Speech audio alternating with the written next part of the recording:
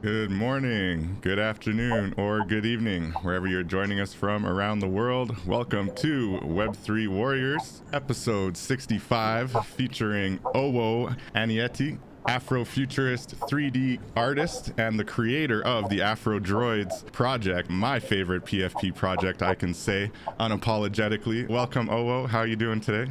I'm good. Great to be here. It's an amazing thing to be here. And thank you so much for, being part of the Droid fam and this opportunity to speak.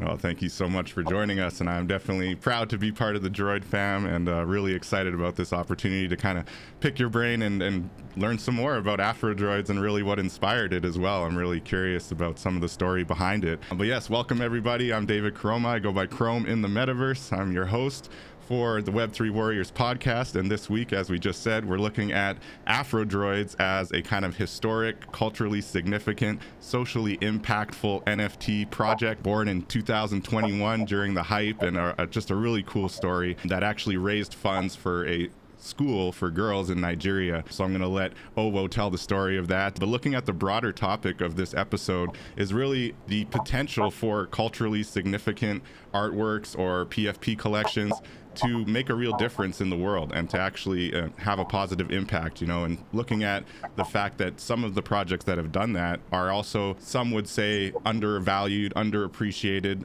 but also still finding success. I mean, ultimately, AfroDroids was able to sell out 12,000 PFPs, which is very impressive. And we've seen a lot of other corners of the metaverse also doing some pretty impressive things with culturally significant artwork. We've talked to Kofi, we've talked to Xeon, we've talked to Ice, all from the African continent, putting out really awesome kind of culturally impactful NFTs and creativity. So that's what the topic of the show today is. How can culturally significant works on the blockchain kind of navigate the space, especially in the market the way that it is today, and as we evolve into the future, it's just a really great kind of conversation. And I've always said, ultimately, gaming and technology kind of pulled me into the metaverse, pulled me into Web3. But more than anything, it's been the culture, it's been the impact, the social impact, seeing that the lives of these creators are genuinely changing, that has really kept me in the space and definitely inspires this Web3 Warriors podcast. And it's a big part of everything we do. So without any further ado, really just looking at this topic of culturally significant artworks on the blockchain, I think the question that we can think of maybe throughout this conversation is time the only solution? Is it just going to take a little bit more time and appreciation? Maybe we need more people, whether it's of African descent or people that just see the culturally significant works coming out of the continent and valuing it, entering Web3, entering the blockchain, collecting more art. And maybe as that happens, these type of works continue to appreciate and go up in value. That's my hope, and that's what I'm looking at. But without any further ado, maybe we'll jump over to Owo and get his thoughts on this topic and really dive into the AfroDroids project, as well as his other really impressive 3D creations, which we have on the screen here. So maybe before we jump into your NFTs, Owo, I'd love to hear just a little bit of, what brought you to Web3 and what's kind of the inspiration behind your creativity and really taking this technology seriously. Yeah, thank you so much for that intro. It's quite, it's quite amazing. I mean, I believe it's Steve Jobs that said you could definitely connect the dots looking back.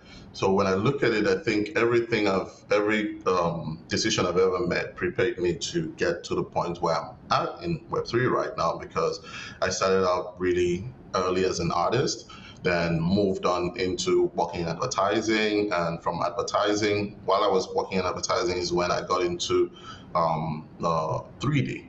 And even before getting into advertising, I think I was a traditional artist, and I wasn't just excited about the fact that only one person could own one of my artworks, because it's a conversation I used to have with myself a lot back then of, oh, you just paint one thing and it stays here and there's only one person that owns it. I always thought about the possibility of having my work in places where I couldn't make it to. Lucky enough, I've fulfilled that dream of having my works in places I've never been to before, which is quite funny. So that's like one of the things that pushed me into closer to Web3 in a way, because that's what made me move from traditional art to digital art, which this is no way of me saying, oh, traditional art is not good or whatever. I'm just saying that for me, my goal has always been to transition and have my works in many hands. So traditional didn't really do that for me, though it does that, maybe it does that for a lot of people, but not necessarily for me. So I moved on from traditional to digital. That's how I got into advertising, because the market for traditional art coming from a small town in Africa wasn't really there. So I had to at least make do with what I had, which was like the next step was either go work in film, which is be a storyboard artist, a layout artist, or do comics, which I did comic strips for a minute for newspapers and whatnot. But it was like, I couldn't really survive off of making comics. I mean, how many newspapers am I going to draw comics for? So I decided to move into advertising. So in advertising, I went in as an art director and also learn a little bit about strategy and copywriting.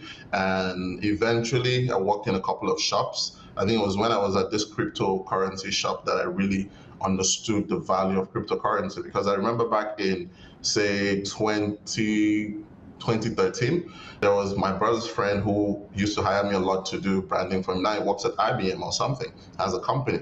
He wanted to pay me in Ethereum back then. I think it was 2014, if I'm not mistaken. So I did his logo, did his branding for all of his products, and he wanted to pay me in Ethereum. And I was like, what's this Ethereum thing you're talking about? I don't want it. I want real money so I could, at least afford my food. So that's when I got exposed to the concept of crypto first, because most of them used it to buy domain names. That's why it's always very funny when people celebrate the day the guy bought pizza. I'm like, shish, this is like a crazy thing. If you think about it, my friends used Bitcoin to buy domain names back then. That's the only use case it was for.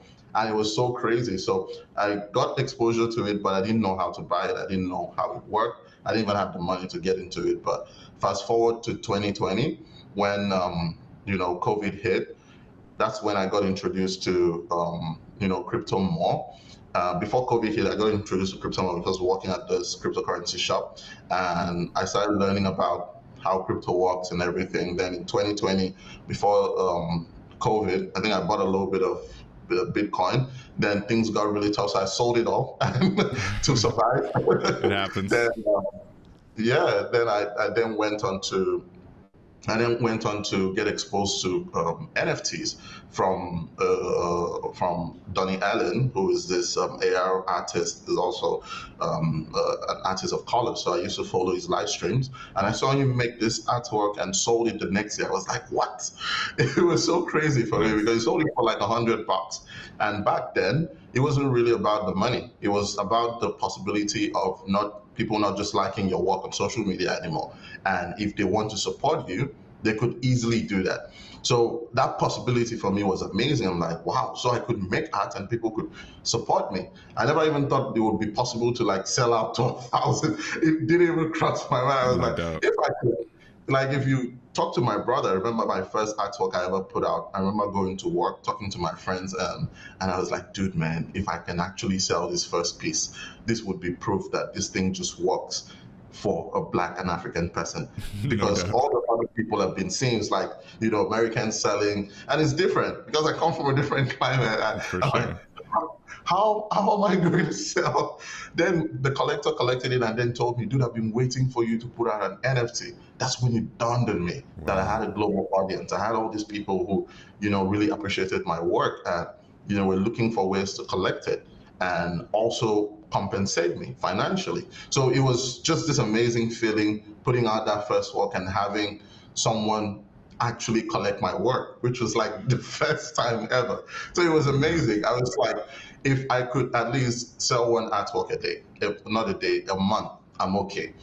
At least I'm happy. I'm just excited to be here. The technology was great. Like looking at past artists like Picasso, Basquiat, and the rest, and you see all the controversies around their piece when they are gone. It's like, I could easily avoid this. I could easily avoid the hurdle of, if I sell my work, maybe my children can, or my family can get, royalties off of it. That was like the most exciting thing for me with this technology.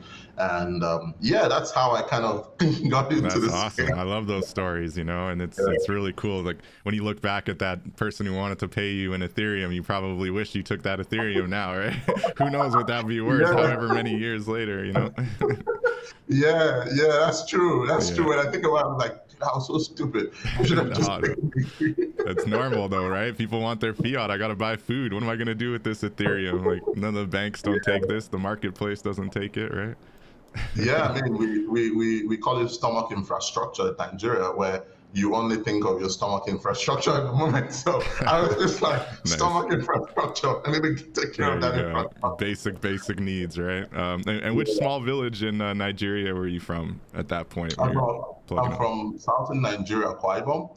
I grew up in Uyo, which is like this tiny place, but I used to live with my uncle down at the bottom. If you look at the map of Nigeria, like the bottom of the map is where I used to go, and there's like that's where it meets the Atlantic, and there's nothing there, so mostly fishermen and whatnot. So I grew up in Uyo, which is the capital of Akwa Ibom, which is like southern Nigeria. So that's where I kind of had all my mentors who coached me. I had a sculptor, my first mentor was a textile artist. She coached me on art, principles of art and whatnot. So nice. I moved on to working with two painters who I studied light and colors for 2 years, then went on to learn from a sculptor who introduced me to form. I remember like 6 months, I was just on his balcony drawing people moving on the streets. So it's like, awesome. Yeah, so when I look back at all of these things, like, you know, that training is just amazing. It's what has gotten me here today. Yeah, no doubt. Real tactile, hands-on training. That's amazing. Thanks for sharing that. So I know that you go by the moniker Afrofuturist, you know, so I'd love to hear, what does Afrofuturism really mean to you, and what's kind of inspiring this wave of creativity? You know, it's a really cool space, and I'm seeing a lot of NFT artists from the motherland, from the African continent, really embracing Afrofuturism and taking it in different directions, honestly. So what does it mean to you, and how does it inspire you? Afrofuturism means a lot of things to everybody, but I love using the definition. The core definition of it is like, whatever definition anybody gives you is, at the core of it is Black people, African people imagining a bright future for themselves. You know, coming from this adversity and everything we've been through, you know, just trying to imagine that bright future. It could be through poetry, it could be through music, it could be through arts, it could be through whatever medium, literature, whatever. You know, it's just us trying to imagine a brighter future for our people, our culture, a future of equality, a future where, you know, people don't look at you and say, oh, this one looks a different way, so we should do this. You know, so for me, that is the core message of Afrofuturism, and the way I represent it is by connecting the past with the future, and also by connecting the past with the future, and also bearing in mind that the present is really important, because whatever whatever message or lesson I can take from the past can inform me on how to, you know, act in the present. And with how we're acting in the present, we can kind of find ways to predict the future, you know, in terms of how technology might progress, in terms of how our culture might progress. Because if you look at AfroDroids specifically, it's like no other thing. If someone else creates a robot, they make it shiny and beautiful. But if an African creates a robot, I bear in mind the fact that for us, any technology we Africans embrace is out of necessity. You know, it has to be extremely necessary before we embrace it, and it has to be extremely functional. So you look at the robots I create, it's like, oh, you can see that it's made out of materials that we find around us. And some of the screens, you see the portion of the screen is like out of necessity. It's like, you don't see unnecessary things like what your normal robot would look like. You have all these bulky looking things. Like, it's straightforward. This is what we have. We have these limited resources. How can we create robots and transfer human consciousness? That's how, you know, I think about Afrofuturism. And also in terms of our culture, some of the artworks that were stolen from our cultures, and we're trying to find ways to let the world know the significance of those artworks. You know, it's a double-edged sword, because in a way, people know about it because it was stolen, which a lot of people might persecute me for this, but it's a good thing in a way, because some that were left behind, nobody knows about it that much. But in a way, these ones that were stolen, a lot of people know about it. So we try to let people know the significance of it. It's not just a mask. It has utility. Some of these masks are for fertility. Some of them were carved to commemorate the death of a king. Some of them were carved to commemorate the enthronement of a new king. or whatever. So it's really important that we do this, because if you don't document your history, someone else is going to document it and tell it in a very wrong manner. Yeah, that is the risk, isn't it? And Yeah. so how much of the Afrofuturist movement is just that, like really reclaiming culture as opposed to maybe being more imaginary and fanciful about what could be or what should be? How much of it is really just claiming, you know, with pride, you know, our culture, and then imagining where it might go from here, kind of thing? Yeah, a huge portion, because funny enough, you might not really be able to imagine what you've never seen in a No very doubt, strange yeah. way. Because I Fair believe point. as as people, as artists, we're a collage of all of our experiences. That's why you choose purple for your logo, because maybe there is a deeper meaning that a lot of people might not understand around it.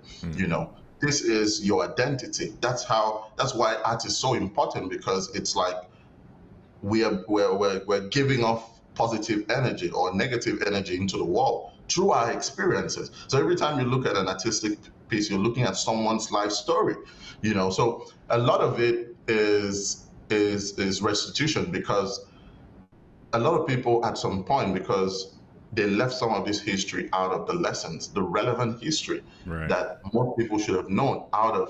So now when people realize that, wow, our people were this. I just saw a photo on Twitter where Ethiopians were riding lions. And I'm like, what the Yeah, hell? it's wild, eh? This is wow. I think they're the only corner of the world that's really like reliably on a continuous basis domesticated lions. It's really interesting. Yep. So they did that, and some of us we didn't know that. Like for example, Nigerian history, there are some parts that are omitted, and it's funny when someone tells you, "Oh, a foreigner came to your land and then named the river," and I'm like, Right. dude, our parents were drinking this river before this person was even born. How does someone else come and detect some of those things? So these are like lessons where you learn about these things and it sparks conversations. You start to understand who you are as a person. You start to understand where you're from, the significance of a lot of these things, you know, especially in terms of religion, because Nigeria is like a heavy religious place, right? Whether it be Islam or whether it be Christianity, right? It's very heavy religious. You know, a lot of people are religious. So, for example, my grandfather, when my mom wanted to go to school, there were some schools that are Catholic schools where you were not allowed to go to the school except you denounced your traditional religion. Wow. These are information that are not out there. So you have to denounce your identity so your kids could get educated, which a lot of people don't know. A lot of people don't know it. So most people were even forced to abandon this thing, and they branded it as evil. But when you look at it, like every culture has its evil side. You know, there are stories about the slavery in America that are still told. You can't tell Spike Lee not to tell those stories because people died, or you know, a lot of things happen. That the more reason you should tell those stories, because people need to know what really happened. You know, so that is why a lot of people, when it comes to Afrofuturism, they lean back a lot on some of this cultural information, because it kind of informs them to understand, like, oh, we were royalties. We are this type of people. We are not just slaves, in quote. No You doubt. know, we weren't just sitting waiting for help before people came. We had a thriving society. For example, the Benin Kingdom was a thriving metropolis. There is even a paper where there was this traveler from Rome who likened the acts on the walkways on the palace of the king, similar to Rome architecture. You know, so these informations are hidden, and people think, oh, maybe we just know hunters gatherers or whatever. But we had some things going for us. You look at the Benin artworks; they were way ahead of their time in terms of the forms, and you seldom find how those forms are made in some other cultures. You know, you find how they could do this whole juxtaposing of animals. You look at how they would model alligators. It was like this beautiful thing. It's like way ahead of its time. So much So detail, huh? yeah, the details are amazing. It's not like amazing in terms of, oh, it's similar to it, like exactly. It's just like the creativity around it in terms of taking a metamorphic form and making it so smooth and beautiful. that was just like the concept when I look at some of these art pieces. So that's why it informs, because, you know, you can look at also American artists and you see where their artwork is grounded. You know, it has to be grounded in something, which is going to be your tradition and culture. So I think that's one of the reasons. No doubt, no doubt. I love it. I've been showing your piece Stolen on here, which was collected by the Mansa Musa, who's one of the biggest pro-African collectors on the blockchain, frankly. And anyone who doesn't know who the actual Mansa Musa was, he is by far the richest human to ever live on Earth because he just dropped gold wherever he went. He basically had the infinite gold mines of Western Africa and Mali at his disposal, and so he was the richest individual in the history of humanity. And so there's a really cool collector on the blockchain who's using the name Mansa Musa, and he tends to collect a lot of really cool African art as well as a bunch of other stuff. But I did want to ask you about that one piece, and then you had mentioned before we went live that you and your friends actually were able to show a similar type of piece in Venice, right, which was about the stolen masks and the artwork. So I'd love to hear just maybe a bit of background on this specific piece and then that story from Venice as well. Oh yeah, absolutely. So the stolen piece, I created that entire collection. It was my first ever collection on the blockchain. Oh, nice. So I took the mask, which, you know, if you read it was carved during the same period as the bubonic plague in India. So it was just an interesting concept, not the plague, but the concept of it being carved. And I was so fascinated by it in 2020 during COVID. So it's like similar timelines of there was a plague. There's also this plague that's troubling our modern world that nobody thought we would get to this point where it was so surprising. Everybody's covering their face. So the face mask was like the symbol. So the first piece from the collection I created was the mask, which is a mask with the mask wearing a mask. Then I created this one, which is called Stolen, which it has sticky notes on it, like return, please return, and stolen.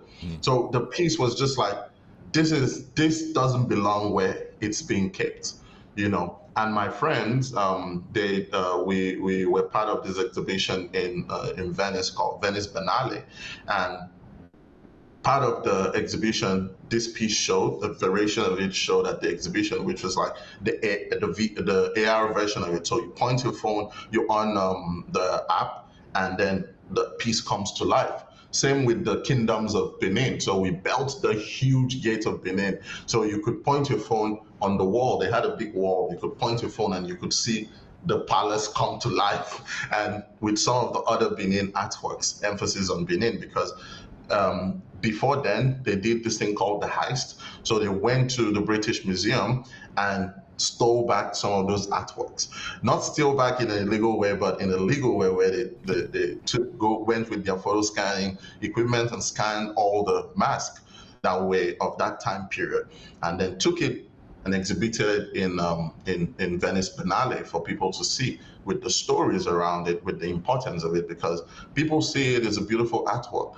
People don't understand the significance, the religious undertone of some of this mask. So people don't understand where it comes from. They don't understand how it was made, the reason it exists. So that was a whole core value of the exhibition. We even had sound. So it was like a group of about 7 artists working from sound to video editing to 3D modeling to VR to design to everything to put together this amazing experience. And from the feedback they got in Venice, like, dude, this is this is mind blowing how this are represented. You know, in terms of not just sticking to the old method of taking a picture and showing it, but taking the VR version where it feels like you're in the presence of the artwork.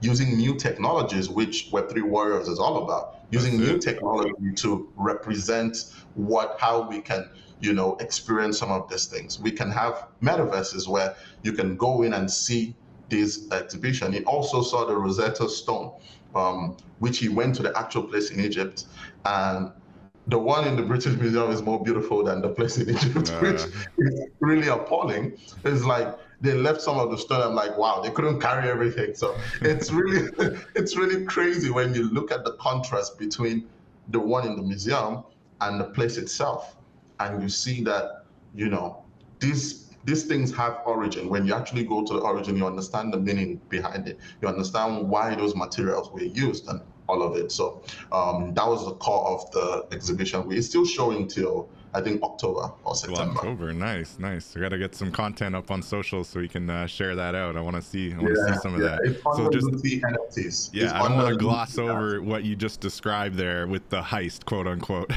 because this is a really cool concept and might be something that we see, going into the future, right? So our new fancy iPhones, I think maybe some other Google ones can do it too, Samsung's, they have LiDAR scanning technology, right? And so with a LiDAR scanning technology, you can actually take your phone and scan a 3D object and bring in basically in quite good detail into your phone a 3D object of what you just scanned. And so from that, you can put it onto a computer, doctor it, maybe make it much more detailed than that, but it gives you the bones of the actual mask that is stolen and sitting in the British Library. So they were able to go, or British Museum, they were able to go to the museum, take the LiDAR scan, and then make it their own and basically reappropriate it for the culture that it was originally from, which is just fascinating.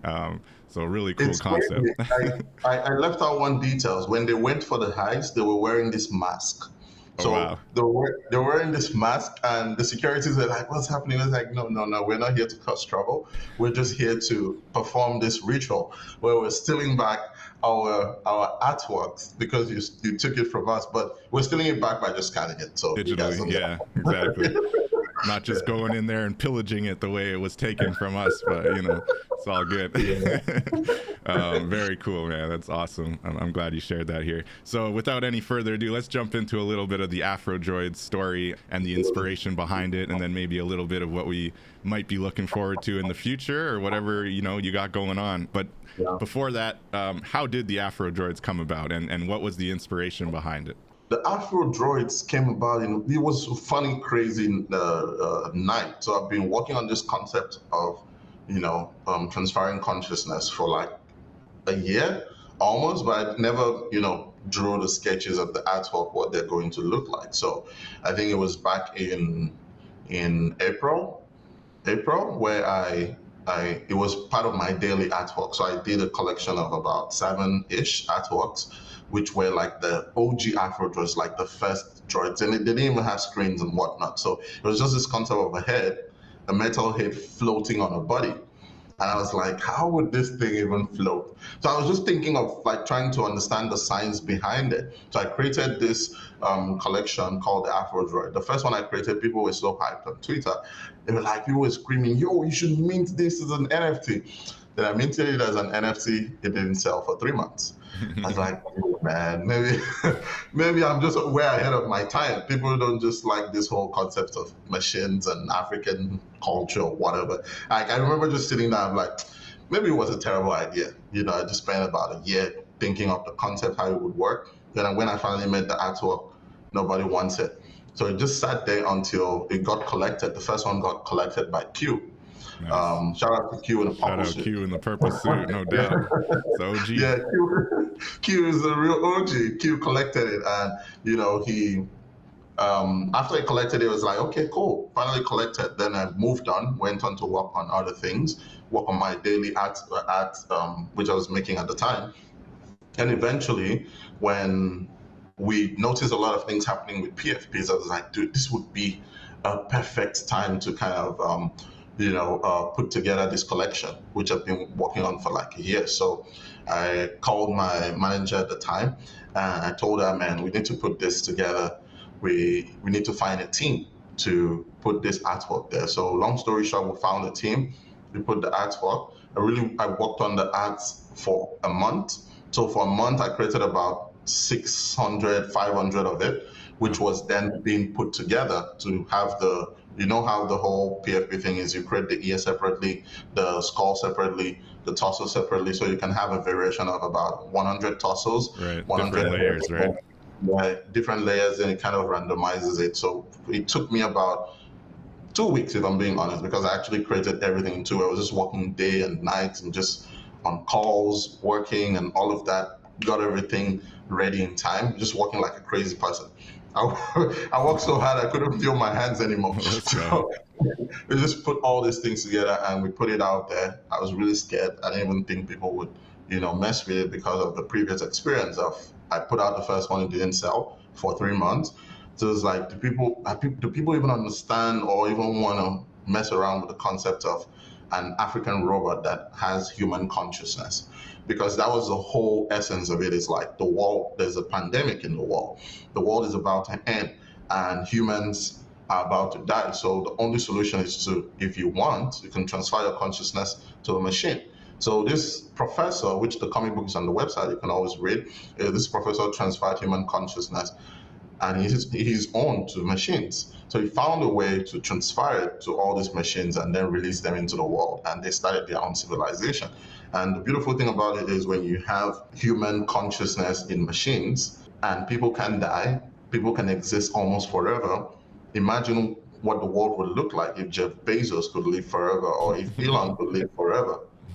It starts to create kind of a scary thought, honestly. Yeah. It is and we've gone through this concept like hours of calls.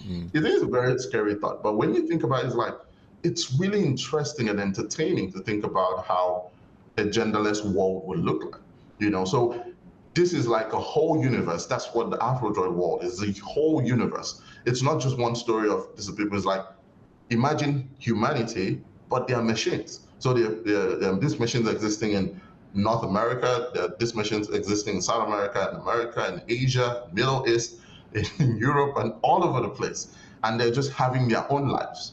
So it's now left for us as creators to choose, oh, okay, we'll focus on the ones in Australia today, or we'll focus this particular episode on the ones in America. So it creates this whole universe, which I try to explain to people a lot. It's just, a lot of people just think it's just one thing. It's like, no, it's not one thing. It's like, imagine a world where humans came in our world right now. In our world, it is humans, machine. Right. We are working towards that expectation of we will eventually become machines, But what of a world where machines exist? What would be their expectation? And without giving too much information, it's really fascinating. So we sold out. Like every other project, we had a roadmap. And right now, our roadmap is working on the film. So if you go to the website, you see where the roadmap was forming the first continent art collective and working on the film. We've tried to do all the things on the roadmap, but the thing with building a business in public is if you come today and say, oh, today we are going to do this, we're going to give everybody a shirt. And then maybe tomorrow you come back and say, oh, we're not going to give everybody a shirt. People start to, complain. Why did you default on your promise? But that's the thing with building in public, because things change. Business climate changes. We were in a bull market when we did this. We now got into a bear market. So we had to focus on the important things. So right now, we're just focusing on the film. We're trying to get the story out there. And as soon as I get the approval and confirmation from all the parties involved, I can actually give the news. But for now, since there's no news to give to anybody, I've just been, quietly. Yeah, that sounds like a lot of news to me, man. Yeah, it sounds awesome. Sounds like we're gonna have to have you back on the show, I think. Absolutely. Yeah. Shout out to Ingrid and Ebro in the chat showing some love for the AfroDroids. Appreciate you. So you got so many angles to the AfroDroids that I don't even know where to begin. But most importantly, let's start with the charity and the fact that this collection, while being a very inspiring and creative, amazing Afrofuturist vision in and of itself, also had a charity component. And I'd love to hear your thoughts on how that came about. You ended up building a school called the Dream Chaser School, I believe, for girls in Nigeria. And that website you mentioned as well is AfroDroids.io for anybody listening, AfroDroids.io. Check it out. But yeah, tell us about the charity and the Dream Catchers and the impact this project has been able to make in Nigeria. Yeah, I want to say we didn't build the school. We kind of supported them because they already had plans to build the school, the charity. But just to start from the beginning, so people get a fuller perspective of what it is when I wanted to do this project, I wanted to do it differently. I wanted it to mean something, have a real world impact, apart from it just being a bunch of people got rich and whatever. I wanted it to add impact to people's life. And this Dreamcatcher, Dream Catchers Academy, they've been they've been one of the popular NGOs in Nigeria taking out of school girls and orphans off the street. So their children, if you come to Lagos, there are some places you go to where kids beg on the street and whatnot. And for me, every day where I drove out of my house or I'm going outside, I always see these kids and I'm like, I wish I could help, but most of them are part of it's like a controlled sect where they're begging to give back to someone. So sometimes it's like maybe the money you give them doesn't really even benefit them. So tragic. Yeah. So yeah, it sucks. So I'm like, how can I make a difference with them? So my manager back then was the one who brought it to my attention. It's like, oh, look at these people. I saw during COVID because it was struggling. They didn't even they couldn't afford a couple of things. So they needed help, so they put out a message on Twitter. I'm like, man, things are tough, things are rough. We need all the help we can get, and people were struggling. It was COVID. Everybody was struggling, So when the time came to do AfroDroids, I just told Esther, who can we work with? So Esther reached out to them, and we could partner with them. So before then, they already had plans of building a school. So they already started the foundation for the school, but there was no fund to build it. They already had intentions of having like a hostel, because they bring in these kids, they educate them, they teach them how to dance. If you go to their Instagram, it's Dreamcatchers Academy, and you can see they dance, they entertain, they are happy kids. They just want to have a fighting chance with their counterparts abroad. So the best thing you can give to any child is education. That's what I got. I went to school for free at some point in my life because of a politician who decided he wants to do free education for everybody. So whether you're from Asia or wherever, if you got to Akwa Ibom back then, you could go to school for free. So everybody went to school for free. If they saw a kid outside during school hours, they arrested the parents. So I understood at a very early age the importance of education, because that region I come from had a very negative image where people was like, oh, these people are uneducated. They only are the helps. They only are security men or whatever. Not that there's anything wrong with that. It's just like they didn't have enough education to get to a bigger position. So that's why we did this. It was weighed on me so much to give back. So we did this. We wrote it into the smart contract that when the project sells out, that I can't remember whether it's 25% or 20% of it goes directly to their wallet, which we helped them create. So they created we didn't help them create, they created themselves. They had someone from their own end to it, because I didn't want to be associated with the money in any way. I just wanted to go directly to them. I didn't want any third party. And this technology was a perfect thing to do that, because most of the time, if you have a third party wants a percentage of it, But I wanted this to go directly to them. So it went directly to them. They used it to complete the school. If you go on the AfroDroid website, you go down, you see the commissioning of the school. I know a lot of people say, oh, maybe Owo went and liaised with the school to do this or whatever. I'm like, how will I lie about donating to the school? And we talked about this when we were in the waiting room, where I'm like, you won't believe what people concoct stories. But we did this. It really happened. There was a live stream where I went there, commissioned the school, I spoke to the press, and you could see everything happen. So they built the school. I laid the foundation for the hostel, so the kids can live closer to the school, so they can easily from the hostel go to the school. So you see everything play out in the commissioning. There's no way I would have made this up, or I don't know where the money went. The money went to them directly. My hands were not there. And I told them, if it was left to me, I wouldn't have even wanted people to know that we gave anything to them. Because I'm not one of those people who give you something and then point the camera at your face and say, smile. Right. I don't like it, because if it's for me, it would hurt. But you owe it to the collectors to let them know where, if what you promised you were going to do actually went to the right channel. So that's why we documented all of this. We put it there. I've actually wanted to take down some of this information from the website, but Wizard most of the time will tell me, well, I think you should leave it. And Wizard is one of my confidants. He's an amazing person. He's also part of the Droid Farm, Crypto Wizard 77. So I spoke to Wizard. Wizard was like, oh, I think you should let it be so people can see where some of these things go. So I'm happy I listened to Wizard. Yeah. So we did this about the school. They're still there. I think they were even at Britain's Got Talent a month ago or this month Oh, to perform. nice. That's awesome. Yeah, Man. I was just yeah, playing a little video of them doing a dance. That was super cute, yeah. man. It's awesome. Yeah. Awesome. That's serious impact on the ground. And so how did they respond to it, right? And so when you kind of came to them saying, if we sell out, we'll be able to give, X amount, we're giving 20% of our revenue to your charity, no questions asked, and then they find out how to use an Ethereum wallet, they get the money. What did they share with you as far as their own experience and the impact that it's made? Yeah. Yeah, it's funny because at first they thought Esther, who was my manager back then, was a scammer trying to rip them off. So when Esther reached out, they were like, I get that. Not surprising, man. So, not surprising because you need to be. So she was delaying. So I told Esther, if you reach out to her, she doesn't respond today, tell her we're not working with her. So Esther went back with all the, because me, I'm an artist, sometimes I act as an artist because we artists, we do a lot of things for no reason. So I just want to see if she doesn't respond to you, please, we are moving on with someone else. Tell her that. So Esther went and told her, dude, we're going to move on. So she was like, okay. She spoke to her lawyer.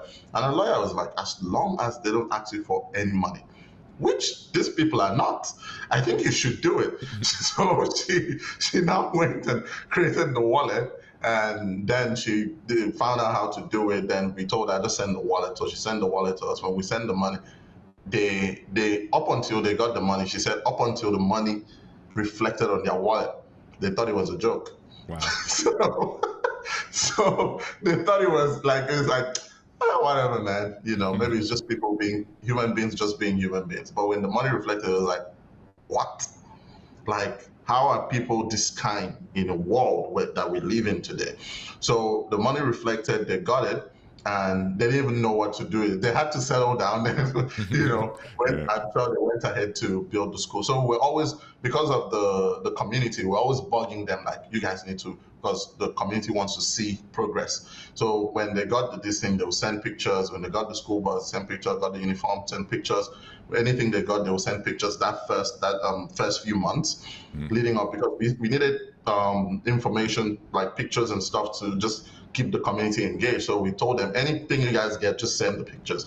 So while you're still building. So during the process of building the school, they kept sending us images of under construction, so they could raise the foundation of the school. Then they got to a point where they're selling everything. When I got there, the kids were so happy. One of the kids even asked me if I would be coming to teach them. I was like, well, if I have the chance, I would definitely love to. But they were so excited. And the day we commissioned it, they are dancing is the first day they actually went into the school. So before then, they only passed outside and would see the structure. They never went inside. And they got into, they saw their dance. So there's even a 3D scan we did, because I wanted the collectors to see beyond just the exterior, what the school looks like. So if you go on the website, there's a portion where you can actually go in and see the 3D version. So we got someone to do the 3D version of it, scan it, so you can go in, you see the dance studio, see the classrooms, and you can also see the administrative halls, the toilets, everything.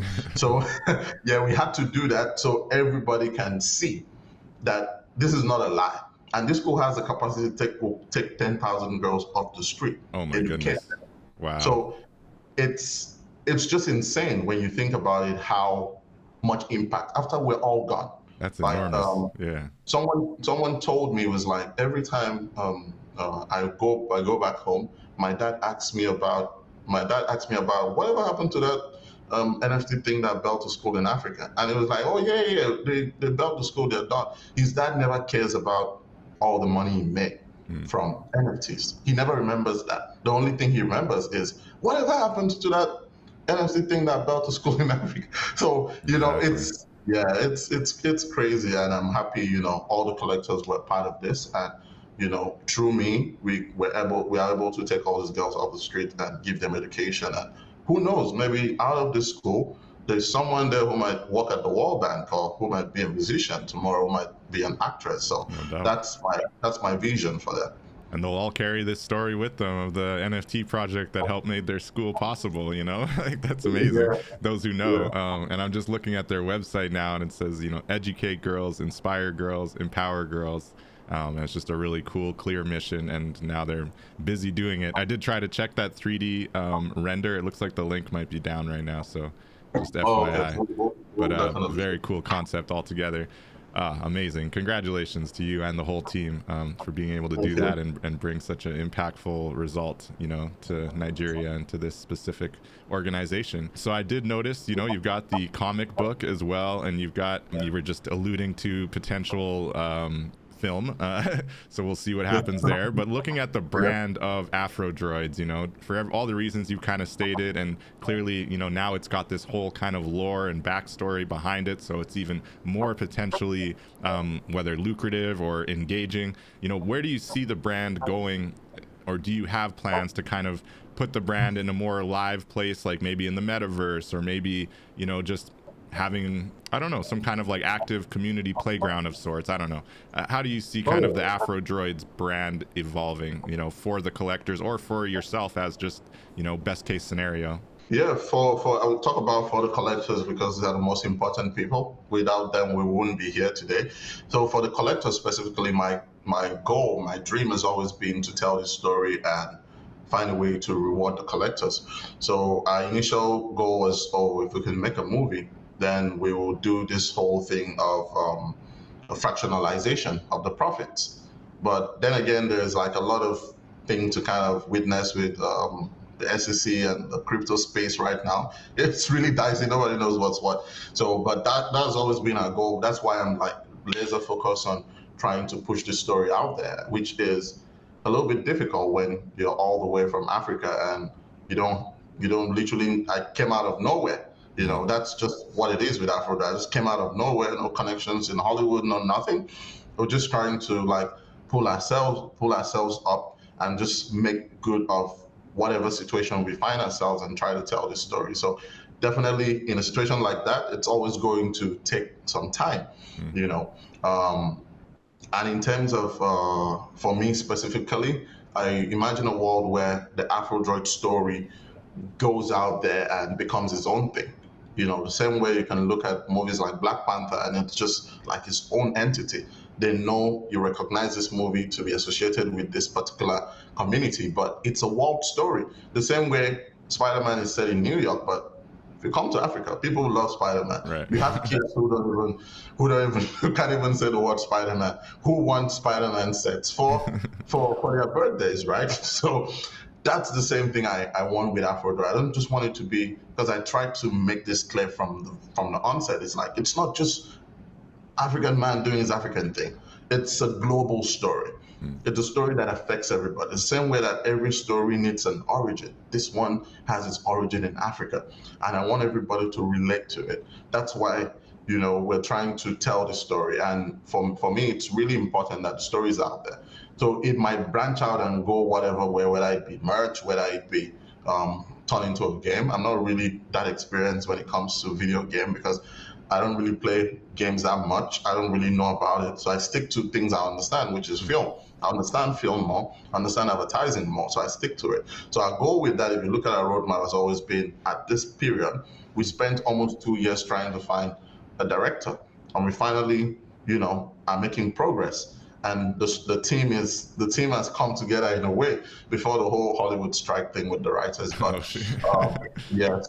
so it's really interesting. Right now, we're just trying to, because with every story, you can't really rush stories like this. I mean, look at movies like Squid Game. The concept was finished in 2019, but it was meant to be that sensation in 2020 or 2021, that the period it was. So with AfroDroids, that's what we want to do. Like, we're looking at all the possibilities because it's a very cerebral story. It can get boring really fast. So we're trying to see what are the ways we can come at this story and make things interesting. And in terms of the metaverse, we have a line in Crypto Voxels, which we used to have a party, but we stopped the party. We stopped having the party, the rave there. We also have a land in AutoDate, just in case Yuga Labs decides to, make do on their promise of building in audit. So we have an AutoDate parcel specifically for the droids, so that we can, when it happens, we can take the community there. So that's epic. So yeah, other yeah, side's so, gonna be that's gonna be an interesting one. So that's really cool that you yeah. got a parcel and other side there. That's Yeah. awesome. So yeah, we got that secured, and we're just trying to see how, because the most important thing for us right now is the movie. I'm gonna be honest with you. It's like the movie is the most important thing because that's what we said we're going to do, and that's what we're focusing on. And you know, if you have any experience making any movie, you know that it takes time. Yeah. It takes a huge team and it takes a lot of money. So we're just trying to see how to, without giving way too much information, we're just trying to see how we can put together the most compelling story, an emotional story, not just, oh, look at robots running around. It's like an emotional story you can connect with, whether it be a hero's journey or an action film or whatever. Then present it to the world in the best way possible. And then from there we can progress and see if what we can do with it. But right now, our main focus is making the film. And if we can make the film, I'm sure every holder of AfroDroids would be happy. And that's why I've not really spoken that much, because there's really nothing to talk about. You know, once we have that big news I'm waiting for, that's when I can tell the droid holders this is what it is. But right now, there's nothing to tell anybody, and what we're just doing is we're just working. We're just making doing concept work. We're just doing the pre-production work, trying to see where we can get all the help we can get and bringing together this team. That's super exciting. And yeah, you know, I don't think you owe explanations to anyone, honestly. It's just heads down, getting the work done. That's all that matters. But you did kind of speak to the collectors and the idea that they obviously are important, but also have a potential to impact, you know, some of the creative direction. Now, I know you didn't quite go the full kind of Bored Ape kind of direction where people can kind of just take their PFP and run in any direction they want with it and use it as their own kind of asset. But I know you have the 3D rigged models, which are kind of cool, and you can bring them into certain metaverse spaces, especially into the future. Maybe like other side might be able to support like a fully rigged 3D model, right? But what can or what would you like to see the community do to help push things forward? What I would love to see the community do is once we have that announcement of this is what's happening, right? The community can run with, because our goal is to represent some of the droids that already exist in this world we're creating. So the AfroDroid is like the perfect thing in terms of if you have that IP that's living in cinema, whether it be on Netflix or anywhere, you can easily point to the physical version that you have. Imagine being the one who owns the character, like maybe the second lead or the supporting act in the film or the show or whatever direction we want to take, you know. So that's really the goal for me, like is collectors being proud of what they own. You know, collectors can really do whatever they want to do with their droids. The only thing we said is in terms of getting full rights, the collector doesn't really get that full rights to do everything with it, because we still want those rights to make the movie. Because if you go to a financier and talk about if that's a route we even want to take, like, oh, we want to go to a financier or want to go to a studio and talk about it, they would want to know what the condition is with the IP, right? So we made that clear from the beginning that this is what it is, because I think I've been very clear from the beginning. I told everybody, like, we want to make a movie.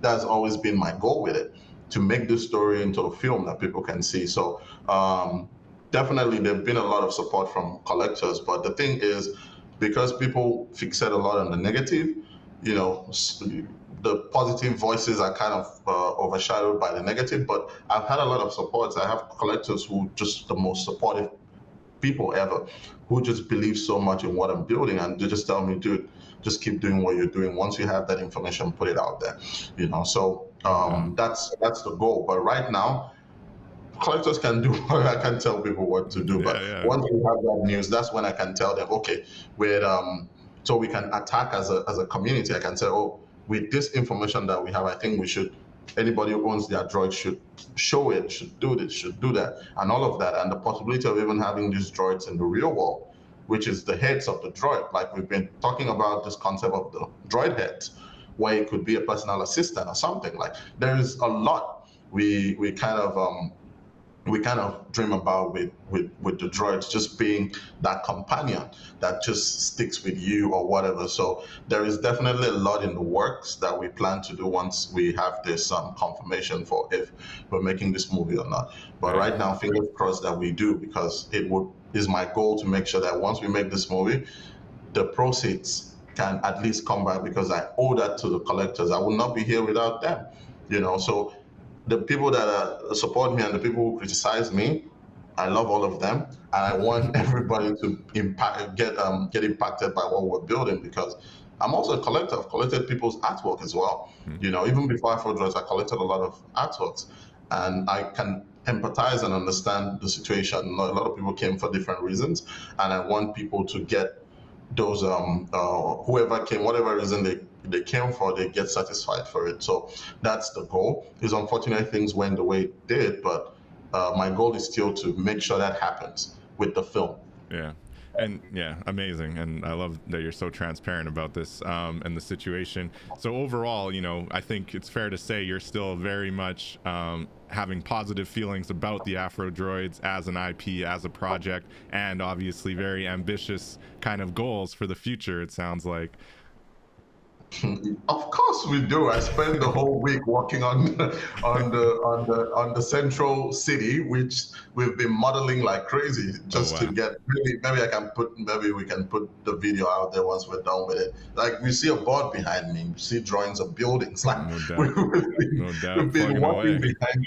Yeah, that's just the thing in a fast-paced economy. It's just like when you look at the Sistine Chapel, how long it took to paint.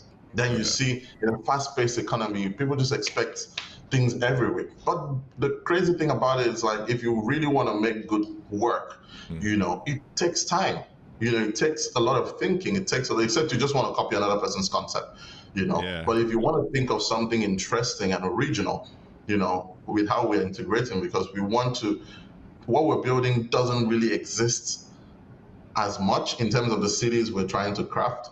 So there's a lot of research. I don't just want to go copy Wakanda Forever's architecture, put it in Africa, and do our own thing. No doubt. I want to make it as original as possible. Yeah.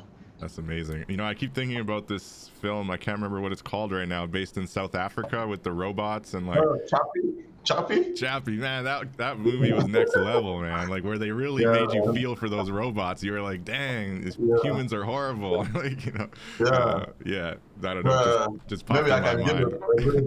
Maybe I can give a little bit of alpha. There might be a little bit of relationship with the guys who made Alive in Joburg. Some of the guys that we are talking with. So yeah, that's all I'm going to say. Okay. I appreciate the alpha. I think you've dropped a lot for us AfroDroids holders to be excited about. So I appreciate that. I know you don't have to share anything. So I really love that you were able to drop some nuggets here, and that's super exciting. Let's move into your 3D art a little bit here. I know we're already past the 1 hour mark, but I got to take advantage of this conversational opportunity. But I've noticed that your 3D art really has a lot of social impact in it as well, specifically to Nigerian, maybe geopolitics, or you've got this really cool piece from when Twitter was shut down in Nigeria with the Twitter logo in a jail cell. You got another one, I think, was around the atrocities that happened when a bunch of protesters were killed, right? Called No Value or Value. So speak to, your 3D art and the inspirations, and really what is your goal when it comes to speaking on these social issues? But I think every artist spoke about things relating to their time period. You look at some of Picasso's work. Why was he able? People say, "Oh, Picasso was a communist" or whatever. And why was he able to do some of the things he did? Or why was he able to talk about some of the topics? Because were topics that were relevant. And like I said, I used to draw comic strips. So in a way, I came from a point where I was, in a way, used to talk about a lot of societal issues. And for me, I think art is one of the purest forms of communication, to talk about some of this piece without, the media bending it or kind of giving you their own perspective or angle on it. That's why I love to make some of these artworks to, bring awareness to some of the things that are happening. Not just to tell people, oh yeah, we are helpless or whatever. It's just to let people know things might not really always be the way it seems. in terms of our culture and community. And I've made a lot of that. Even during the elections, I made one which was like,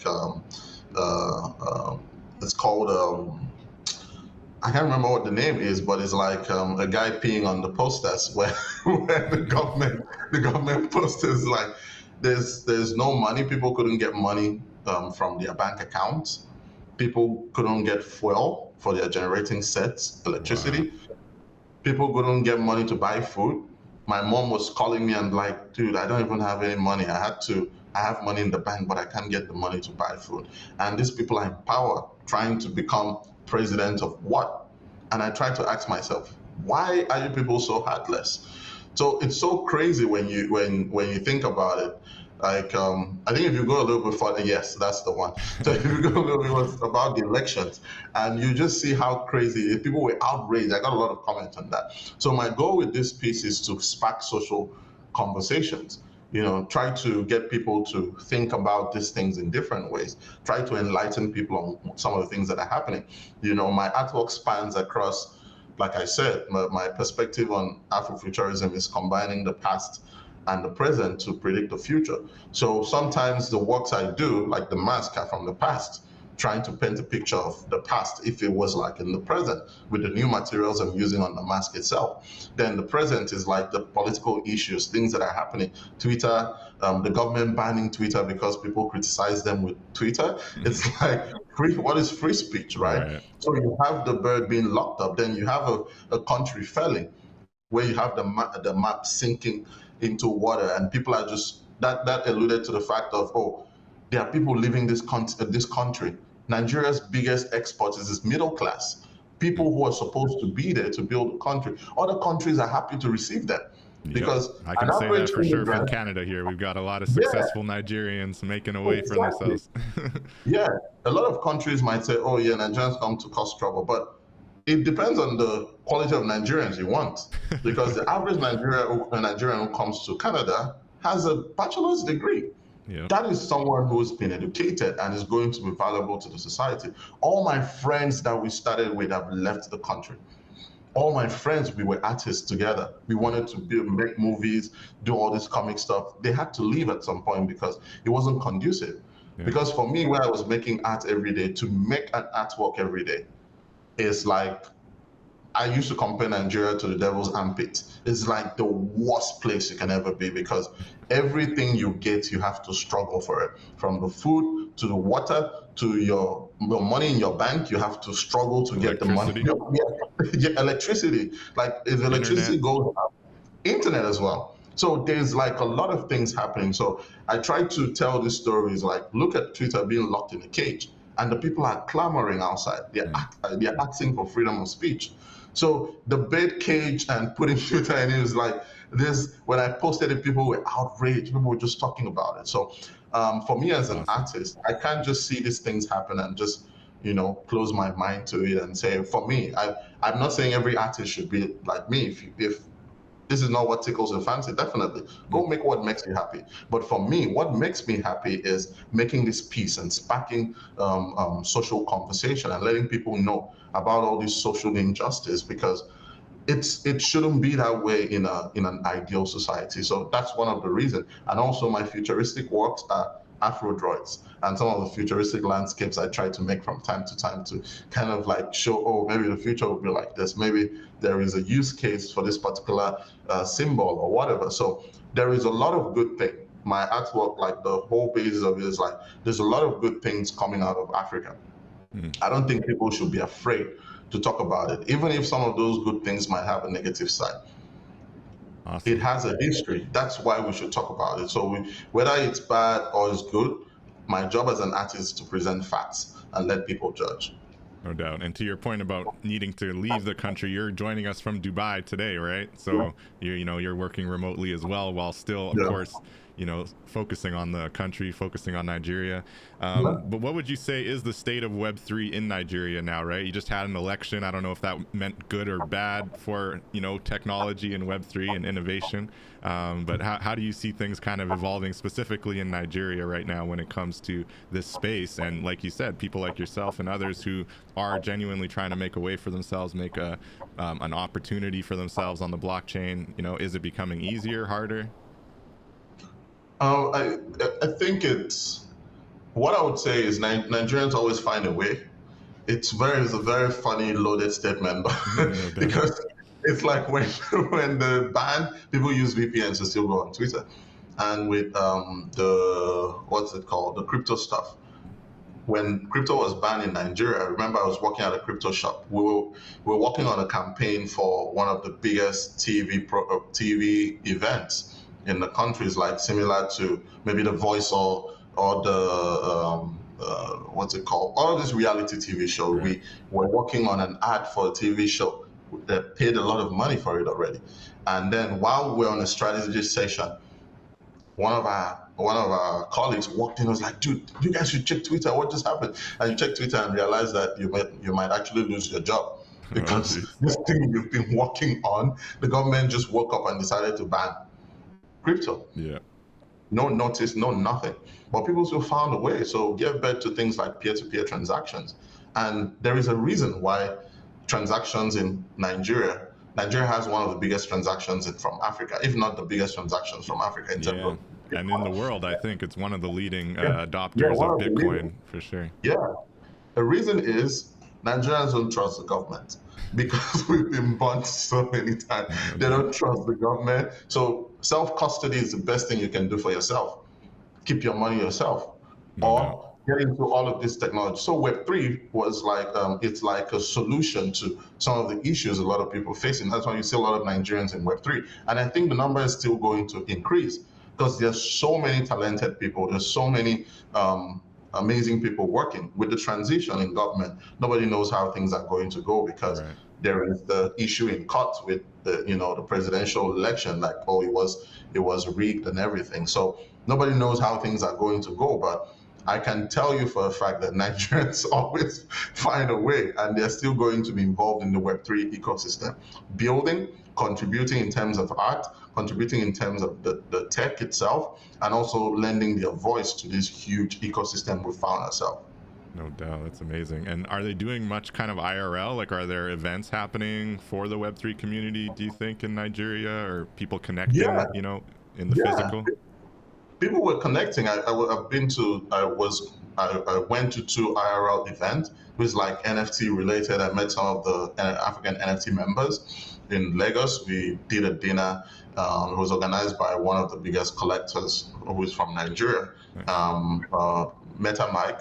So he collects Beeples, Ferocious, and also he's a big boy in the game. So Nice. He collected all of these artists before it was even like a big deal. I remember he was one of the few people who owned a CryptoPunk and also owned a Bored Ape. I think he had 2 CryptoPunks and had about maybe 5 Bored Apes. They had a couple of Aku Dreams and all of those top NFTs. So he's like a big time collector. So he put together the dinner. We're there, met a couple of interesting people. I think some of the events are still going on. There are a couple of IRL events. There is need for a lot of education, because people associate a couple of words to negativity, right? Oh, so NFTs. Yeah. You try to tell people that NFT is like a negative connotation because of some of the bad characters. You try to tell people about cryptocurrency, there's a negative connotation because of the bad characters as well. So there's need for education. There is need for also, to an extent, government involvement. Like what's happening with Hong Kong right now, the government saying, oh, from June 1st, everybody can trade Bitcoin and whatnot. We're making it legal. So there is need for the government to recognize the need for some of these things. Most of the time with African countries, what the government tries to do is, once they can understand something, they write it off. So if they don't understand, it's like, it won't work. It's going to fail. Yeah. But yeah, there is need for that education to onboard more people. because there are a lot of people who want to get into the space, but usually it's the learning curve. I have a lot of people during the bull market ask me, oh, what are NFTs, what are this? And then, some lose interest because of maybe they saw someone getting scammed. My brother, when I onboarded my brother into Web3, because he's a dev, so the first product he built, he got exploited because he mistakenly left his key in the GitHub thing when he posted it on GitHub. Oh no! So they stole all of it, and for 2 days he couldn't think straight. So That's for rough. a lot of people, you have experience like that is really rough, and they can't really tell someone else because their experience wasn't like the coolest. So I mean, we all have had that experience of, oh, you wake up and something happens. Even it happened to Dark Mist, where he woke up and lost all his NFTs. Same with Crypto Novo. Yeah, shout out to Bongdo too. Bongdo just had his Twitter hacked. Yeah. Horrible. Yeah, so it's crazy. So when people see that, they get discouraged. But with you can't say because cars are likely to have accidents, you're not going to go to your job. So yeah. Yeah, fair. Good point. And looking at, you had briefly mentioned earlier that good things take time to create and building, but as we're seeing AI taking over and a lot of people adopting it as, I don't know, I think it maybe simplifies or shortens the creative process. I'm personally not a huge fan of AI in general, but I do have a few friends of mine who have put out some cool pieces that I've collected, but I've always kind of seen this tension, and as someone who definitely loves art and love collecting art, I'm a sucker for brush strokes and attention to detail, and so I'm just curious, what are your thoughts on the AI space? I've seen a lot of traditional artists actually embracing it as a tool, so I'm just curious what your thoughts are, if you think it is just another tool, or if you're concerned about, like you say, it kind of speeding things up and maybe losing some of the quality in the process. Yeah, it's definitely going to speed things up. The thing with the thing with AI speeding things up, it takes away the joy. Because I've spoken to a lot of artists like, oh man, AI is great, amazing, but it just takes away that joy of you creating something. It just sucks the joy out of it, because it kind of is the reason why you're an artist. You see people like Zion. I look at his work and I marvel. I'm like, how can one man sit down for all these hours and just draw these mandalas? It's like, it's Right. crazy. Fascinating. But for him, when he explained why he does that, I kind of could understand why he would do that, because it's like, it's therapeutic for me, because this thing got me through difficult situations. Just being by yourself, focusing on this thing, it's just like people take for granted the effect of you just focusing on one thing right now, because I think a lot of people just live for the next thing. It's like, oh yeah, let me eat. While you're eating, you watching TV or whatever, or you're going on a walk, you're listening to music. Like, try going on a walk without listening to music. The air you're breathing, you appreciate it more. You appreciate your environment. You feel everything. Hear the birds, even possibly hear animals running around, maybe cats on the streets and whatnot. And I think the perfect term I would use for AI is the company called Midjourney got their name really right, because AI just takes you midway of the journey. You have to finish it. So it's like, yeah, it just takes you halfway. You have to finish the other part of the journey. So I think it's just another tool, because you can see what AI has done is given people who might not really have the technical skills to be able to make some of this works. People like maybe directors in movies who might not really be good draftsmen can easily conceptualize an idea. And we've used AI to also conceptualize some of the parts we're building in Vertical City. So we've used it to conceptualize some of these things, and it's a very good tool. I love AI, but like I said, it's just like takes you halfway through the journey, and you can then continue. For people who think it's like the full thing, yeah, good for them. People have different opinions on certain technologies. I think it was funny. Someone said, "Oh, AI was bad until Adobe decided to integrate it in Photoshop. Now everybody likes it." So, Right. that was a funny take. I was like, in a way, it is. Maybe Adobe has actually earned the right to use AI in a way. Yeah. Because it's really an interesting tool. But I would say this. I think this is one of the core things one of my mentors told me back in 2009 about being an artist. He told me, he said, you take someone for Prince as an example. You take Prince. Prince plays the guitar like really amazingly. If you take Prince's guitar and give it to me, I will play it like a mediocre. So the guitar is just a tool for Prince to play on it. The guitar doesn't define Prince. So I think it's the same thing for AI. AI is just a tool. The tool doesn't define the artist.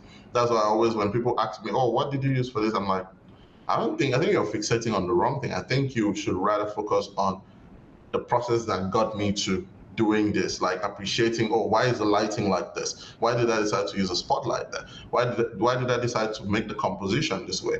Because it's years of practice and building good taste. You know, people say, oh, you're just an artist. Like, no, you have to build that good taste. The first work you're going to make is going to suck. Unfortunately, AI makes it better for you to build that good taste faster. So AI is such a beautiful tool. I am for it. I'm not against it. Whoever uses AI, I love the work they make. What I would just say is it's a journey that AI starts it, maybe you finish it, or you start it and AI finishes it, because AI has been here even before Midjourney and Stable Diffusion. Awesome. Yeah, I like that. I like that you referenced Midjourney, because that is one of the more impressive AI apps that I'm seeing. And I agree, it makes sense. You know, use it to kind of complement the process, but not be the process. But again, to each their own, you know, for sure. So yeah, that's amazing. And how do you think that the art is going to make you kind of evolve? Like, I've seen you kind of dabbling with AI a little bit, just like from a creative perspective, right? Is it influencing your art directly at all? Like when looking at like the types of pieces that you're minting? Oh yeah, it is in a way, because I've not minted in a minute, but I think my last mint was for NFT NYC. So I just paused on it because we had the Benale stuff that we did, so I didn't really have the time. We were busy building. I think AI definitely has, and I've seen a lot of people mint AI artworks, which are amazing. I have a lot of friends too who have minted their AI art piece, and I think the interesting part about it is how much, for me as a concept artist, it kind of compresses the time I would use for research and development, R&D. So the time I would use to kind of sit down and look for references, because at the end of the day, we all use references. That's just the crazy thing. We all use references as artists to make the work. So the AI kind of like goes faster than a human being to bring those references together. I use it a lot for the concept work we're doing with the AfroDroids story. It is just such a powerful tool in terms of how fast it goes. If you give it the right word, that's what I figured out. Is like, if you give it the right word, it really gives you what you need really fast. But for me, I still think in terms of the creative direction, there is need for that human element in terms of creative direction. Maybe the framing of the images, the story element, maybe pushes the story element further. Maybe you want to push it backward and introduce the elements before and all of that. Because yeah, it has in a way. It has in a way, but I still believe that there are collectors who would love to collect AI art. There are also collectors who might not really be interested in collecting AI art. I think there was this collector who told me that very early when I joined the NFT space. He told me, I saw him buy one of Vintage's Liam, Vintage Mozart, who is the founder of African NFT community. I saw he bought some of his piece. So I was like, okay, let me reach out to him. Maybe you collect some of mine. So when I reached out to him, he was like, dude, I don't buy landscapes. I only buy portraits. So I was like, yeah. So there are collectors like, you know, like yourself. You prefer the brush strokes. You prefer the human touch to it, because you know it takes time, the energy, appreciate that. But there are people who just look at a beautiful image and that's just what they need. Yeah, for sure. Makes sense. Amazing. This has been an amazing conversation. Got a couple more questions here. I do want to give a shout out to anybody in the chat. Shout out to Ebro. He said he has 3 of his AfroDroids. He's hodling them on. Shout out to all y'all hanging out with us. Appreciate you.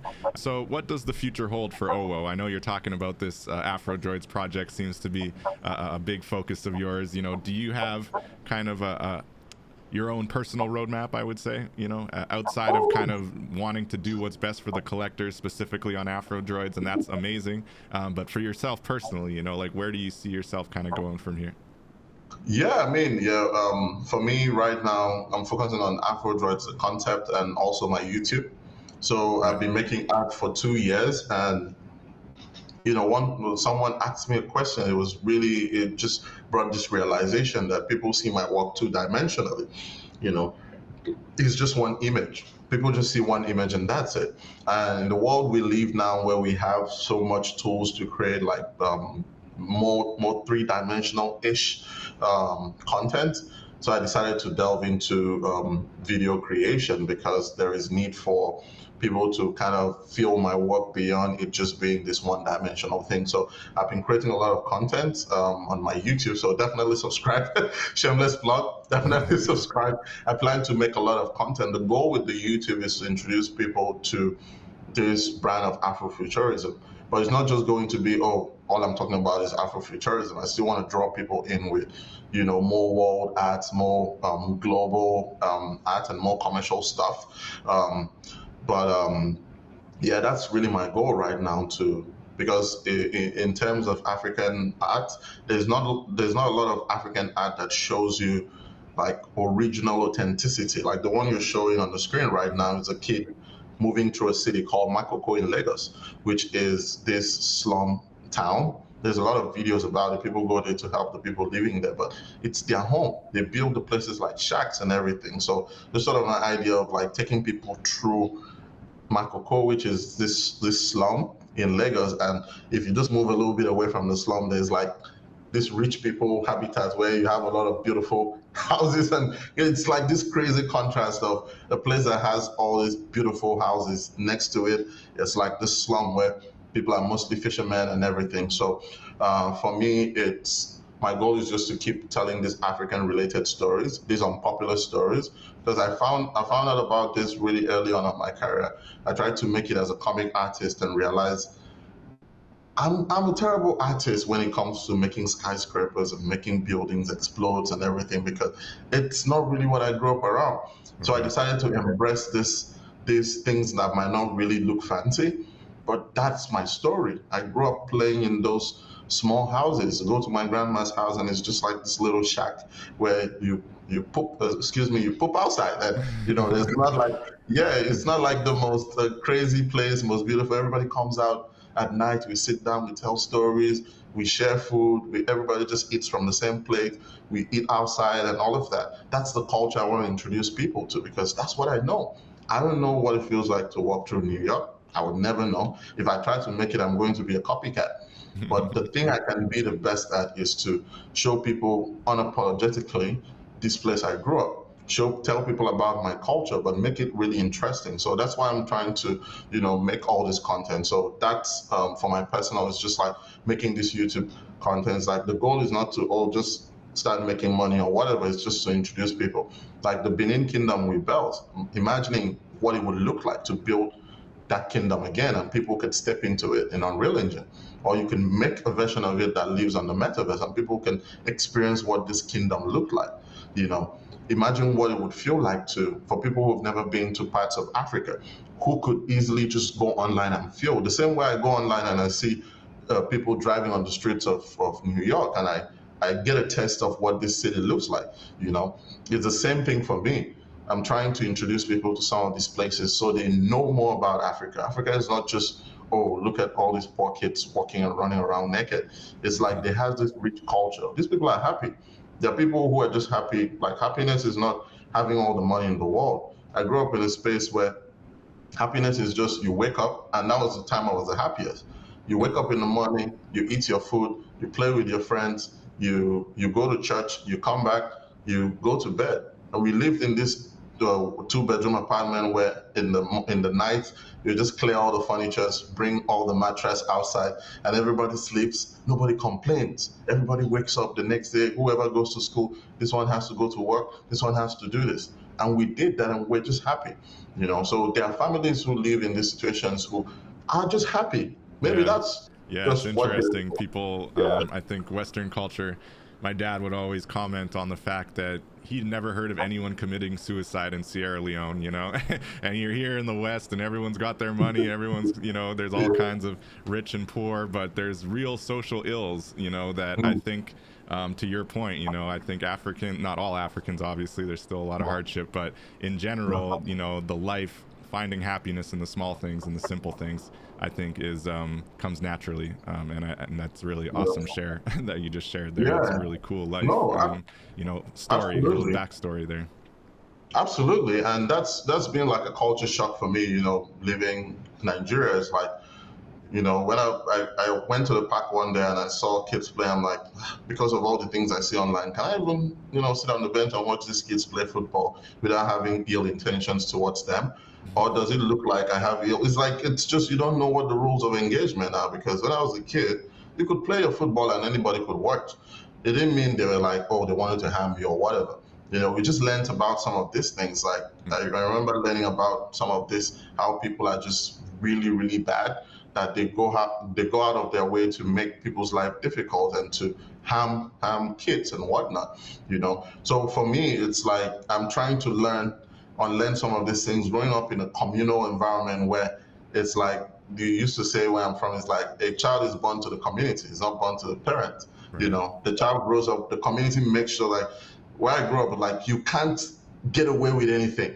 I remember once where I got money from my friends and I went to buy milk or something, some snacks, and I was eating, and one of my neighbors saw me and told my mom. I was like, I don't know where he got that money from. For that snack. Yeah, it's like, are you stealing? And now I'm like, I couldn't even find my way around it. That's how crazy it is. It's like communal. Like a few days ago, where I live, the neighbor was like doing this whole steak stuff where they were doing barbecue outside. I was like, if it was Nigeria, maybe they would have invited me to come and eat. But I was like, should I, you know, this, like, it's really interesting. You're trying to unlearn some of these things, learn some of these new things. People are they like being by themselves. And it's weird for me because I come from a community-led environment where I always love to be around people. I always love having, you know, coffee with people, eating outside and all of that, you know, and I'm just trying to, because people think some of those things are bad, I try to let them know it's not bad. It's just, that is what we grew up with. And we can still be ourselves without trying to look down on our culture. That is what we have.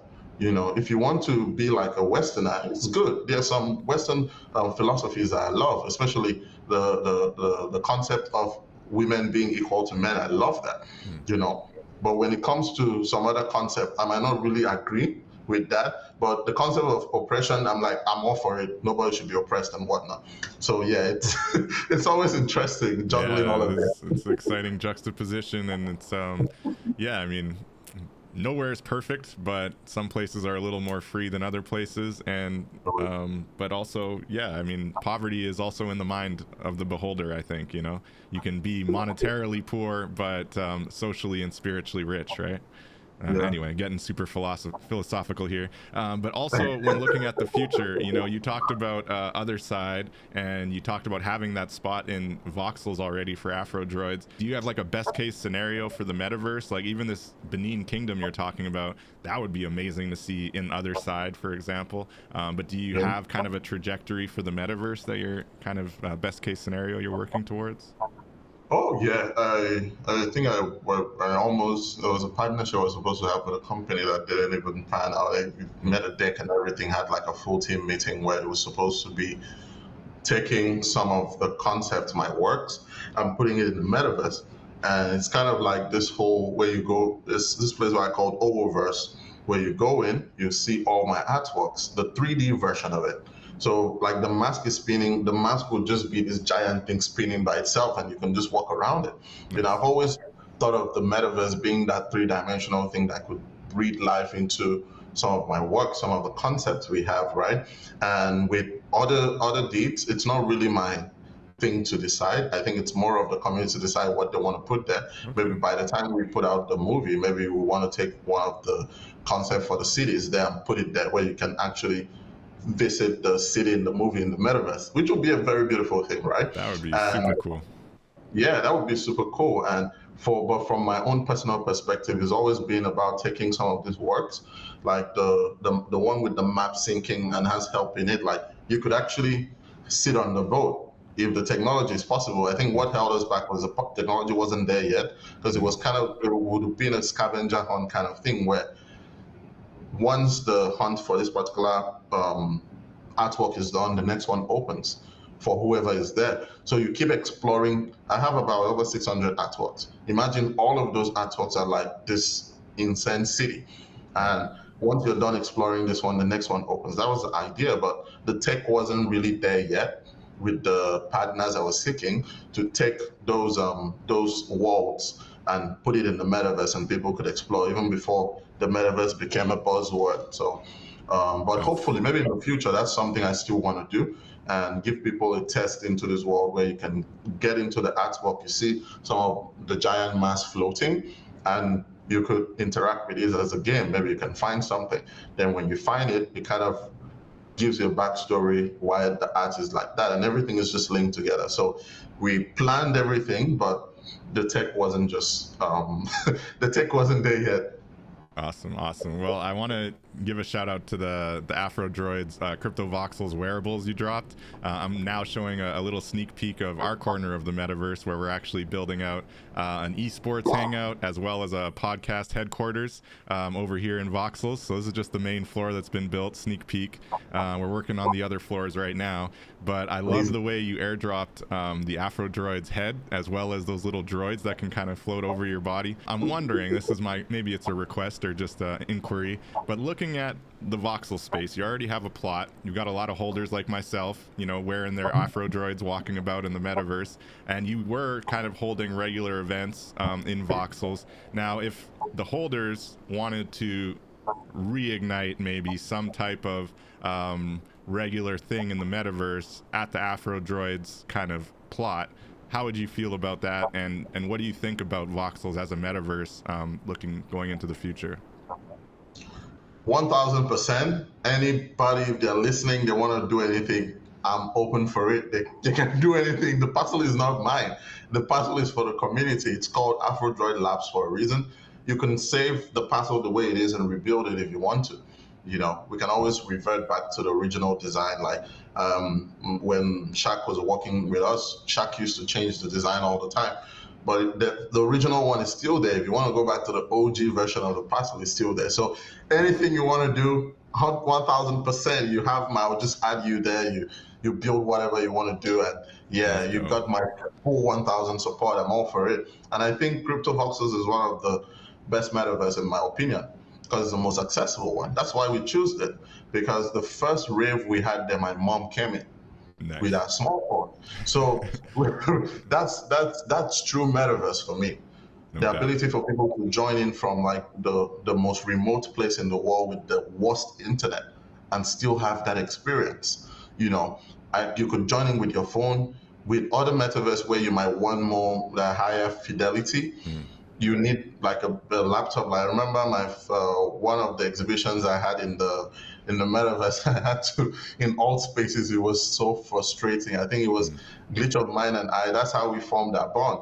It's like the second time I spoke to Glenn, I was like, Glitch, I'm having anxiety just trying to understand this technology, because there was a portal I was supposed to jump through. I clicked the key he said I should use to jump through, but my system was so slow. It didn't jump, and I started having anxiety. I was like, oh my God, I'm going to miss this thing. I started walking. So I messaged Glitch. Glitch was like, dude, I'm freaking out. That's like, for some reason, we both were so anxious. But Crypto Voxels is not like that. You could use your phone, you could jump in. Everybody I demoed the AfroDroid play because it's very simple to get to. It's AfroDroids.world. So once you type AfroDroids.world, you can get in there with your phone and you jump in, you experience it. It's like the simplest. That's why I love Crypto Voxels. Honestly, I think Crypto Voxels is like the best metaverse in terms of accessibility. But in terms of high fidelity, maybe not so much. But you can still get the gist for it, because like the name implies, everything is voxelized. So I think, in my opinion, it's the best place. Yeah, I think accessibility is everything, really. That's what I'm kind of most impressed by voxels for, and also the community, because like just from the kind of Web3 space, you know, the Clubhouse community. Now most of them have jumped into Twitter Spaces, but really that kind of OG community that I've been connected with, they're all kind of have spaces in voxels, or they like to meet in voxels and do events there. So definitely I hear you on that, and the accessibility is cool. As a gamer, I am looking forward to some of the more high fidelity options that are coming out, and I look forward to that because I do have my nice computer here that I can use. But to your point, you know, it's not as easy, can't jump in on mobile and all that stuff. So great points, and thanks for agreeing with that. I'll definitely follow up with you in the DMs as far as getting something going in voxels. I just think it's a really exciting opportunity, and even if we're just plugging your plot and really just letting people know to like go check it out and do all that kind of thing, we'll let you know. And I think there's a lot of potential to kind of continue to grow the community for AfroDroids in the metaverse there. So very exciting.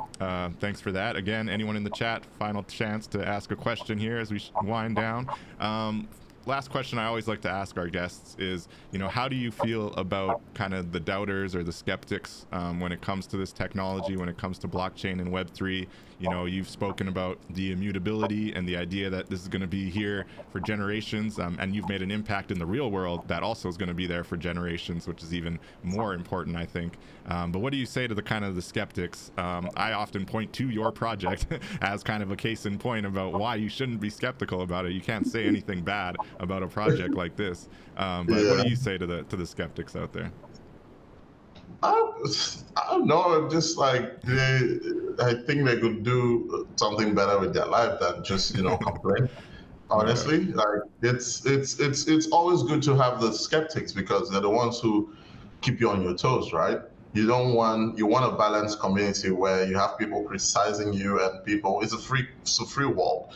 Anybody can say whatever they want. I'm not one to block someone except they start getting harassing or whatever. Because I've had situations where people have called me names even before we dropped AfroDroids. When I was on a conversation similar to this, someone came in and shouted at Nigerian prince that I'm a scammer. So it was just funny for me because it just laughed. Crazy. I was like, it's crazy. People just, if I were to show you my DM, it's just crazy. You know, I could imagine. So what do you think about that, actually, before I let you go? This whole concept, and I think some of it has to do with obviously being from Nigeria and a lot in the West, like you said, having this kind of negative association of people that are, you know, trying to scam you on your emails or something like that. But when looking at the value of your project, well, specifically AfroDroids, I think your limited edition art is amazing, and you've sold for some really cool, amazing prices, and kudos to that. But, you know, a lot of people do like to look at the floor price of a project, and like you were mentioning, and I don't think you need to apologize or feel bad at all about the fluctuation of pricing when it comes to these things, because it's so out of your hands, right? But you did mention, you know, there are some people maybe who bought in at 0.1 or 0.09, and then the floor price dropped to whatever it is now, 0.02 or whatever. But, you know, how do you kind of navigate that? And do you think that part of the reason the floor price went lower is because you are of Nigerian descent, and because maybe, you know, the holders of these projects, you sold 12,000 of them, obviously a huge number of those were likely degens who are just trying to flip and do the whole thing, and maybe those degens generally don't value the cultural side of it like I do and many others do. So do you think that played a role in the kind of current situation when looking at the pricing of the project? Do you think that's made an impact, you know, those sentiments? Oh yeah, absolutely. But I don't really think it's because of where I'm from that people decide, because there are projects where, you know, people, there are lots of American projects that fell. Oh, of course, yeah. I wouldn't say it's because of, I would say it's because, you know, people came into the project with a lot of expectations. You know, the people who came in with financial expectations, people who came in with artistic expectations, people who came in because of the charity. There are a lot of people who just told me, see, I don't really like the artwork. I just love the fact that it built a school. And they're straightforward with it. And I love people like that who are honest. And I also love people who said, dude, the project didn't make me any money, and I'm not happy about that, which I also understand. So I've tried my best to kind of see ways to satisfy all the spectrum, which sometimes you definitely fail because you're building in public. And one thing I wanted to point out is, like, from where we built this project all the way from Lagos, Nigeria, like, it's impossible to do what we've done all the way from Lagos, Nigeria. If you've ever been to Lagos before, you see that it's nearly impossible what we've done. But for some reason, people just loved what I was doing and wanted to support these kids and, loved the story I was telling, and they decided to support me. And to those people, I always, owe them. I might not talk in the Discord because I don't really have any news to give, I don't have anything to share. Once I have the news, I'm going to definitely pop in there and let people know what it is. I think I'm even going to aggravate people more if I just go there and say, everyone has their expectations and wants to demand certain things. So it's unfortunate that a community like that, because it is so large, right? So there's a lot of people, like you say, that are just there trying to make their investment go up, make it go up, but others are there for the culture and for the art. So it's really impressive. And I really think that the way that you put together your backstory and the fact that you had kind of that vision for the AfroDroid even before it was actually a PFP project speaks to so much. It speaks to like the fact that you have much higher goals for the brand, and so I think nobody should be asking for anything more than that. I mean, I'm excited. I'm really I knew you had something in the works, but after this conversation, I think it's really exciting. I wish I've been begging the team to let me say something, but because me, I know it's like you're building in public, and Web3 is different from Web2, where you can just go quiet and do your thing. I'm not Beyonce. I can't just go quiet. I need to talk all the time so people know I'm still here. I'm still alive, and whoever says, "Oh, I ghosted" or whatever, I'm working. I wish I could just share what's on my screen and tell people, "Oh, look at this thing." Like, a lot of people will be mind blown by what we're working on. But I do pray to God, and I hope that everything pans out, because when people see how much thought has gone into this, and if we're able to get the resources we need to make this thing, it's going to be the first of its kind out of Africa. And an NFT project that built a school in Africa and has actually, become... on that point, was it the first PFP project to sell out from Africa as the whole continent? Do you know? I don't think it is, but it might be the one with the biggest supply.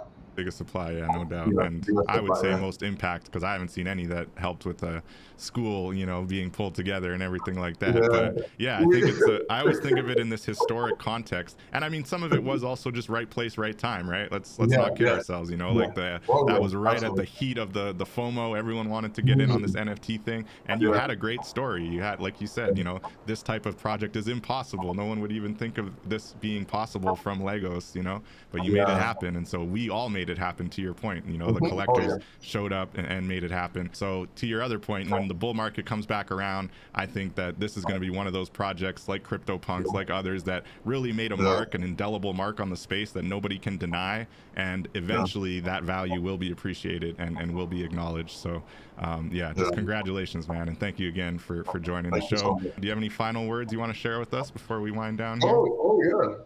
Man. I mean, thank you so much for inviting me here. It's like one of the most positive shows I've been on, which people truly genuinely care about what they're talking about, and the questions were just amazing, and I really appreciate this. I've listened to, you won't believe this, but leading to the days leading to this, I told you already, I was on Spotify listening to some of the previous interviews, and it's just amazing how the different perspective, right? Because like you said, this is a bear market. This is a time to just knuckle down and just be, I know the word building has this negative connotation now, but just doing your own thing.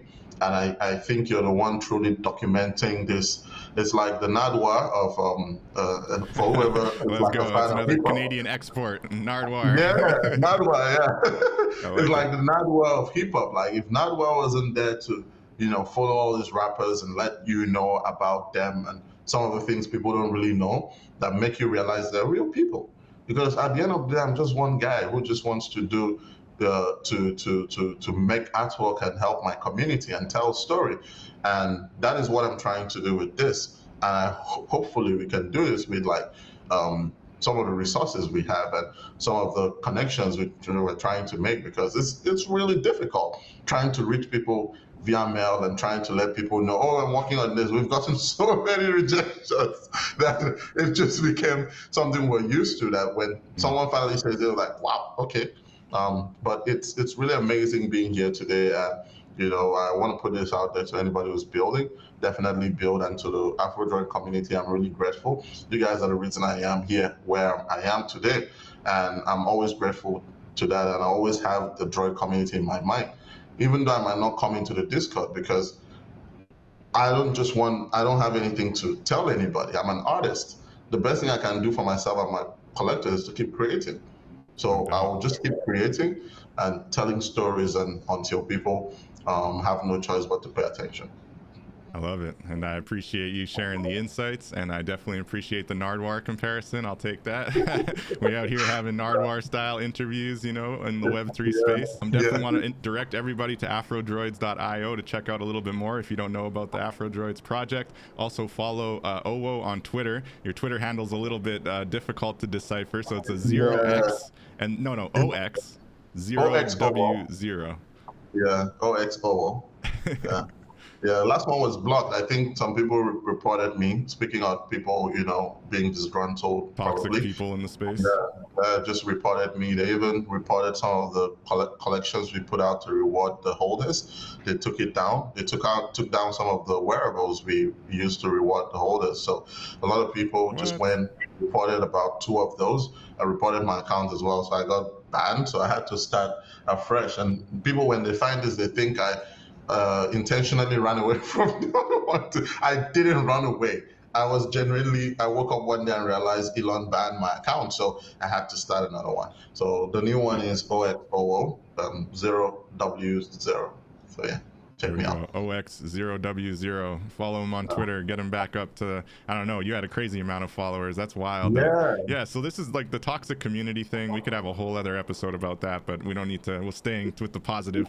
We're looking on the positive. And I was just seeing your floor has literally 30 listed out of 12,000 PFPs. So that's a super strong community. Only 30, you know, so it doesn't take much to redefine this entire floor price and this whole collection, you know.